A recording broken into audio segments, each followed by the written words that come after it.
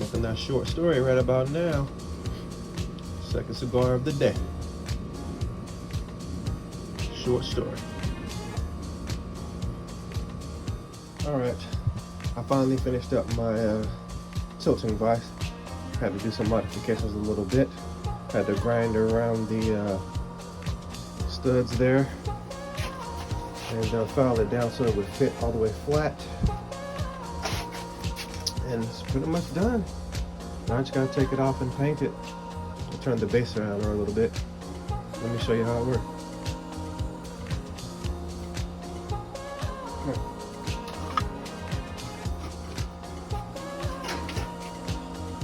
Just like that.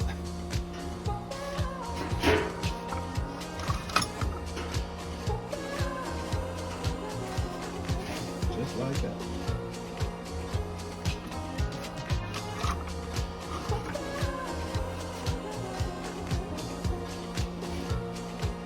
Call that done.